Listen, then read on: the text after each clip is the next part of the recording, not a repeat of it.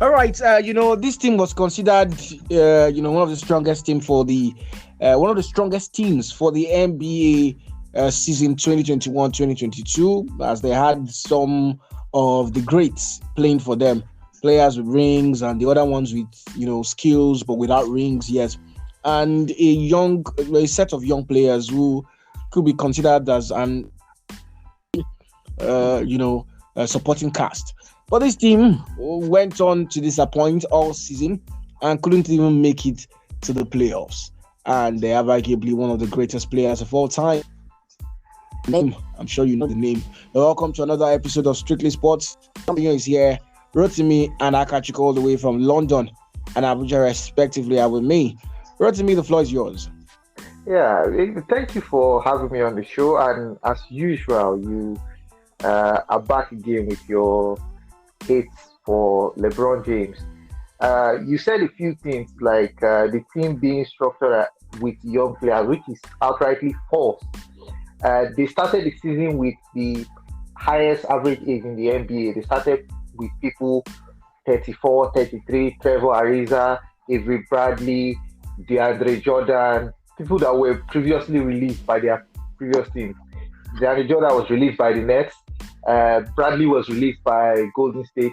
All these players were fringe players that could not, do much. And unfortunately, we lost Anthony Davis after a couple of games into the season. Then we lost LeBron as well for a couple of games. And the man that we truly needed to be injured never went injured. He missed one game up until the tail end of the season where the Lakers gave up on the season and he missed the remaining few games. Russell Westbrook was outrightly atrocious this season. His exit interview now, he put a cap on his Lakers career, and I'm sure he's not going to be coming back next season. Instead of him to take accountability for his terrible play, he went ahead to blame a title-winning coach who has recently been sacked, in Frank Vogel, for his play, and he went ahead to also blame the fans about not being given a fair chance. I'm not the one, in those four lines in the basketball court. Is Russell Westbrook. He had the narratives in his hands, and every game he shot bricks and airballs and turnovers. He was nicknamed Russell Westbrook not because of anything, but because of his play on the court. So I think if you look at all those things, you're doing exactly the same thing he did, Rotimi. Can I speak? You're doing exactly the same thing he did. You can't put the blame on one person for the kind of season they had. You can't put even half of the blame on him. Everybody has to take their blame. The only player that is blameless in that whole team among all the key players is LeBron James. Anthony Davis was utter trash throughout the season. Even when he was fit, you have to witness on this. He was never good. Even there were nights he dropped 23, 25, maybe even 28, but he was poor. His free throw shooting percentage was like Anthony Davis was really poor. He has to share exactly the same blame as Russell Westbrook. He wasn't even present. Another key person in this whole scene that had fault was Rob Pelinka, and Vogel too had a lot of the blame. So you can't just say Westbrook. Who got Westbrook? Okay. Who brought him in? If you are going to look at it like that, right, the main person, the person that is at the top of the pyramid that deserves most of the blame is LeBron James. He signed off on Russell Westbrook, knowing Russell Westbrook was not a perfect fit. He's not a shooter. He was never a shooter, and he's not a Dwayne Wade kind of personality that is going to take a backstage for you. So signing off on him was a mistake by LeBron James. But Rob Pelinka is the GM, and Rob Pelinka decided to sign old men around these guys to, during the season, because we could not defend, They could have just signed Body Hield. Even if he was Body Hield, Body Hield would have been a way better sign. If you look at what is expected of these players, if you look at your salary and you look at what's expected of you, as a max contract player, the Lakers have three. There's LeBron, there's AD, and there's Russell Westbrook. You are meant to bring it every night at the top level. AD he didn't play really well this season. But if you look at his blocks, he's still in the top half of blocks, and I think he's ahead of Karl Anthony Towns. So if you look at his blocks, so defensively, AD was good, and AD played how many games? Maybe 40 something. He didn't play all that much, and yet he's still at the top half when it comes to blocks. I have to tell you that he was really good defensively, but offensively, he wasn't as dominant as we expected him to be. If you look at Giannis, if you look at Embiid, they bring it every night, dropping 30, 40, 50 every night. But AD was not dominant. I think a lot has to do with the early season injury, because when we started the season, he was getting used to his new weight and he was getting used to playing the 5. But after he came back from his first injury, he stopped being dominant, stopped pushing it, because he was trying to avoid injury, trying to avoid going back to the training room. But unfortunately, he got injured again, even while not being dominant. So I believe with AD, it's not about his style of play. He's fragile, and he's just put him on the court and pray he doesn't get injured. But when it comes to Russell Westbrook, it's fine. There's no excuse for his style of play. Some games he goes into the court and you wonder if his plan is to make the Lakers lose. Senseless turnovers, changing the rhythm of the game, shooting bad shots. He's the point guard. He's the Los Angeles Lakers point guard. We've had Magic Johnson. I don't think you get how disappointing it is to see someone with so much low IQ play the point guard for Los Angeles Lakers. He makes so much bad. You're very, very disrespectful. You're very disrespectful and insulting to Russell Westbrook. And I will disagree with everything you said just because of the latter part of what you said. I will disagree with everything single thing you said. Are you serious? Russell Westbrook does not have any blame. You watched him at Wizards. LeBron watched him at Wizards. Pelinka watched him at Wizards. Was he good? He only became good in the latter part of the season, and then you went for him thinking what? And thinking, oh, he's going to turn into prime Magic Johnson or prime Chris Paul. What did you expect? You do realize he hasn't played different. He hasn't played any difference from what he did last season. Of course, so it's not his fault. That is the problem. No, okay, you're getting it wrong. Stop blaming Russell Westbrook. Stop blaming Russell Westbrook. He's a good player. He's a very good player. He's just not up to the stand. He's just not up to the standards he was at before. Okay. The problem with Russell Westbrook is not the fact that he played worse. The problem was the fact that he played exactly the way he has played for the past 10 years in the NBA. There's a reason he's ringless. There's a reason he has just one MVP. So why are you blaming him? Why are you blaming him for the Lakers season being trash? The Lakers did not need a ball inefficient ball handler in the point guard. They needed someone like Rondo. Someone that would call plays and take the basket when it is needed. Lakers had enough offensive options. There was Malik Monk. There was LeBron James that averaged 30 in year 19. They didn't have enough offensive options. I would disagree with that. They did not have enough offensive options. I watched them severally where they were literally out of ideas. They could not create plays. There's zero creativity. They didn't have enough. They don't have enough players that can take the ball and get their own shots off if the game is difficult. They don't have that. Or when offense is bad, when things are not going their way, they don't have enough players like that. What you don't understand is this goes back to the coach, right? Even in our title winning season, we had quarters where we wouldn't be able to shoot much, right? But the Lakers under Vogel was structured by defense. If you can't score, you make sure they don't score. So we knew going into the season, we knew we are not going to be the Memphis Grizzlies or the Suns where each quarter we shoot everybody out of the park. No, we are going to have stretches where LeBron sits and we are not going to be able to make baskets. But we are supposed to be able to keep them from making easy baskets. And that was what we failed at this season. That's why our defense was main reason the Lakers were poor. Right? But another reason why the Lakers were poor was killing of rhythm. The turnovers that Westbrook had that killed rhythm. If, like, for example, Trae Young led the league in turnovers, right? But he also was in, I think, top 8 in assists or top 5 in assists. So he was efficient. He made turnovers, yes. But if you have the ball in your hands, like Doncic, LeBron, if you have the ball in your hands for majority of the time and you make things happen, you have turnovers. But Westbrook was not making things happen and he was having bad turnovers. He was making bad shots.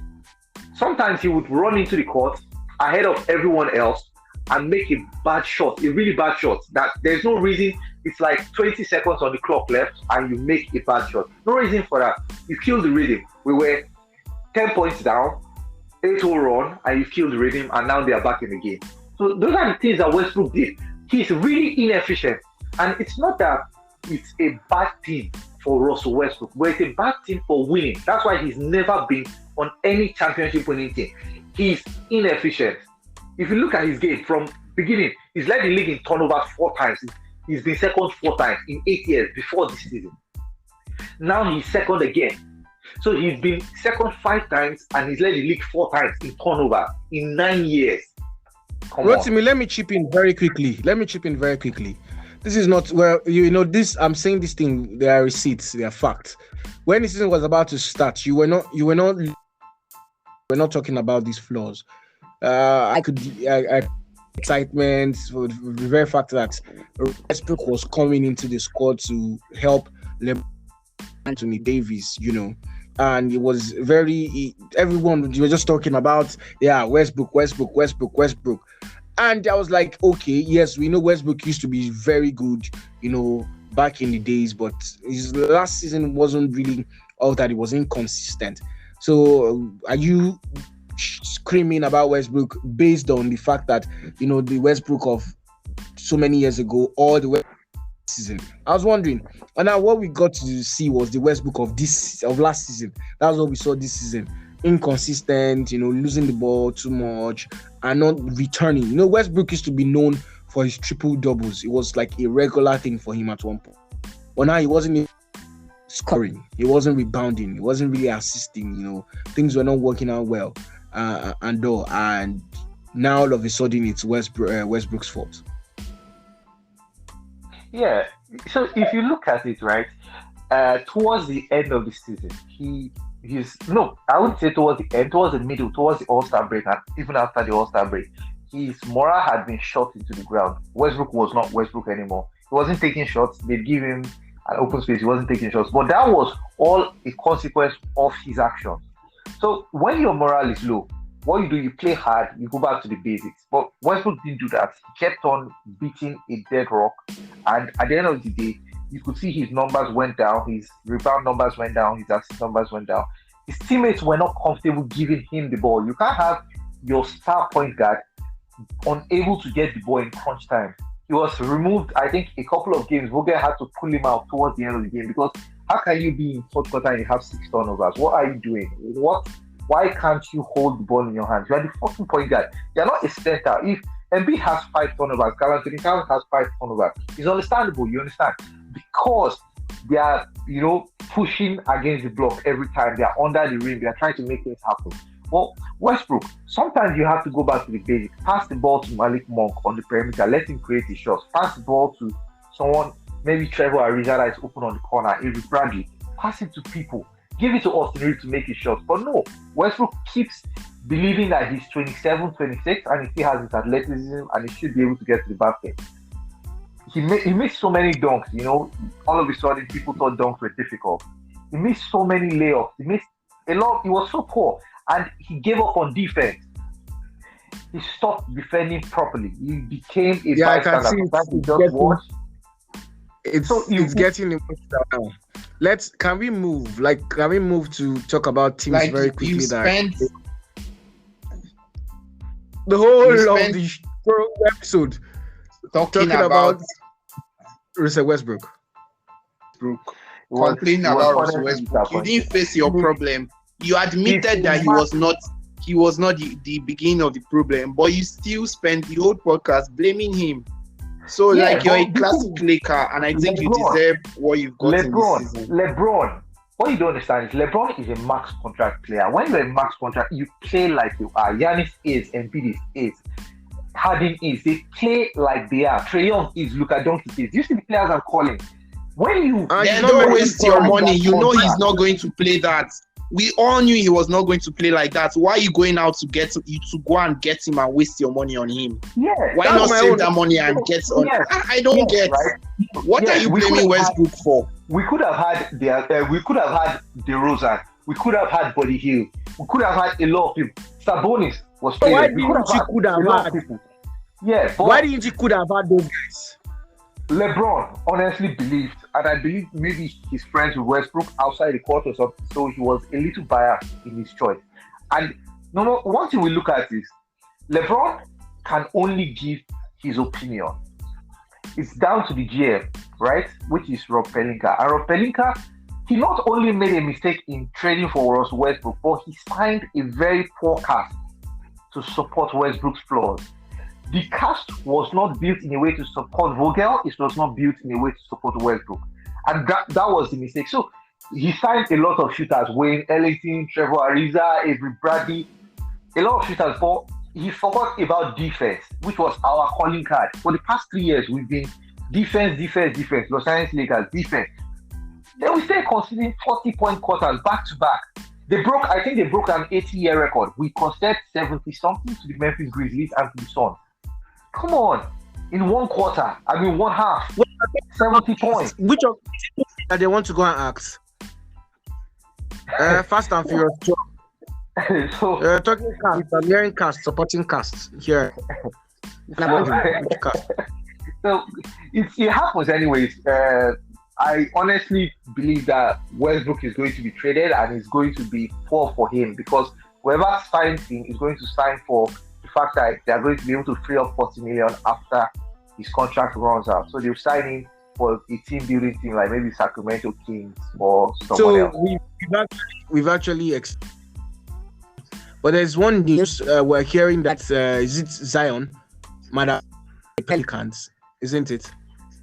Yeah, so we've been hearing news that his family is pressuring the Pelicans front office to get him back on the court as soon as possible. A few weeks ago, we saw a viral video of him making a 360 dunk. Last night or 2 nights ago, when they had the playing game, he went out on the court before the game and he, walked out trying to show the fans that he's, trying to put pressure on the front office to show that he's fit and he's not playing. But the front office are reluctant to play Zion because if you saw the video, he was obviously weighing on the upside of 300 pounds, and that is too big for someone that is 6'6". If they put him on the court, he's probably going to come down with another long-term injury. So they want him to go into the off-season and, trim some weight. They don't believe that bringing him in is going to make them win the championship. So why bring him in now and then lose him for next season? But another thing is, there's a dynamic here because Zion has all the cards in his deck. The Pelicans are obviously going to offer him a max contract rookie extension. But if they finally have a falling out, it's highly likely that he will be the first rookie not to sign that max contract extension and look to leaving the Pelicans in the offseason. So it's one to look out for anyways. I believe tonight is going to be a great indication of how strong the Pelicans front office is. All right, that's an interesting one. So Akachukwu should be played. I personally don't think he should be played because with Zion, they don't literally no reason to play him. Like there's literally no reason to play him. He has to get fit. If he can't get fit and lose weight, then get him off your roster. Like get someone else. Simple. Hype doesn't play games. You have CJ McCollum and you have CJ McCollum and you have Brandon Ingram. Like these are 2 great shooters or shot creators. So get them help. You don't need all this hype. You don't need all this distraction around your club. So if Zion is not ready to get fit and get with the program, get him off your roster. It's as simple as that. It's very simple. You guys know I'm a big Zion Williamson fan. I'm probably the biggest Zion Williamson fan on this podcast right now. But I truly I don't care. Like you're a big fan of someone that is, as much as we know, it's hype.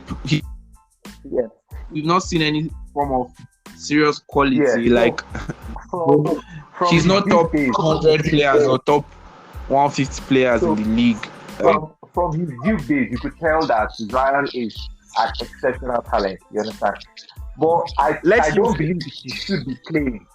I don't believe he should be playing this year. He should go into the offseason and try to drop 40, somewhere between 40 and 50 pounds. LeBron is 6'7" and he's 270. He should try to get somewhere within the LeBron weight rate, get to 270, 265, and let's see what happens. But at the same time, the Pelicans need to understand that you might not be able to trade Zion for a good value, and you might not be able to get another Zion in the free agency. So they should be trying their best to get Zion's career back on track rather than alienating it. All right, I think we'll stop at this Zion issue. We've already spent a lot of time talking about the Lakers, and then now a couple of minutes talking about Zion. The next time we'll be talking about basketball, we'll make sure we stick to the playoffs conversation. We'll talk about those who are actually in the playoffs, not those who we talk in the playoffs but are not in the playoffs. LeBron the playoffs is starting. The playoffs proper is starting tomorrow by. Yeah, and who are the teams playing? PM. I think the first game is going to be between Dallas and Utah, the Jazz. All right. Rotimi, you said Luka is missing, yeah? Yeah, Luka is missing. Jazz are taking him. Calf strain. Yeah, but that means Jazz are taking him one. One thing to look out for in the Dallas Jazz game is Jalen Brunson has proven time and time again this season that he's able to take the slack from Luka Doncic when Luka Doncic is not around. So I don't think you should rule out, while they are not a good team in any stretch of the imagination without Luka, I don't think you should look past Jalen Brunson. Number one, they have they have the home game. So that is another huge advantage in Dallas. They came fourth, so they have the home game. So if this goes into a game 7, like I see going to, because I don't see Luka coming back for the next 2-3 games. If it does go to game 7, then Dallas would have the upper hand because they'll be playing it in Dallas. All right. We all, and thank you very much, Rotimi, for talking about Russell Westbrook. And thank you, Akachukwu, for letting him know that Westbrook wasn't at fault, but those who recruited and the so-called leader of the team who accepted should be sharing the blame with Westbrook as well. So thank you very much, Rotimi, for being thank you, Akachukwu, for being a part as well. Thank you. It was nice chatting with you guys. Yeah, thank you for having me. And here's to trading Westbrook. Yeah, so it's been an interesting time on the program. Maybe the next time we'll still go to the playoffs next season. They still won't be at the playoffs next season. Where we'll be talking about this again. All right, thank you very much for being a part of Strictly Sports. Don't forget to spread kindness around wherever you find yourself. I'll catch us later, and bye for now.